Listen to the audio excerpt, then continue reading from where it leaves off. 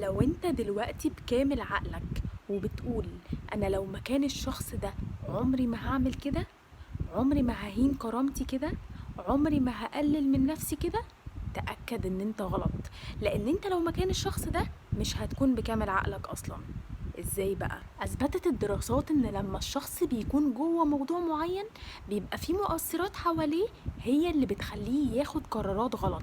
المؤثرات دي هو الوحيد اللي شايفها، الشخص اللي من بره الموضوع مش بيبقى شايفها. المؤثرات دي ممكن تكون زي حبه لشخص معين ما يبقاش قادر يستغنى عنه، ضعفه قدام شخص معين، ان هو يكون خايف من خسارة شخص معين.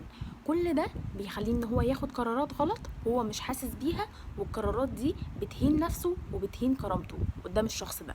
فبيكون عقله مغيب وبيعمل حاجات ما ينفعش يعملها. فهو ما دخلش في المرحلة دي من الباب للطاق ولقى نفسه جوه الموضوع وبيعمل كده. لا، ده هو مر بمرحلة حب ومر بمرحلة تعلق ومر ومر ومر. انت بقى من بره الموضوع نطيت جوه الموضوع مرة واحدة من غير اي سابق انذار وبقيت جواه، فاكيد هتتخيل ان انت هتتصرف صح الصح، لان انت بكامل عقلك وما مرتش بولا مرحلة من اللي هو مر بيها. ولازم تبقى متأكد ان البني ادم لما بيتحط في موضوع ما بيتحطش فيه وهو عاقل وذكي وقادر يفكر، لا بيتحط فيه وهو ضعيف ومكسور.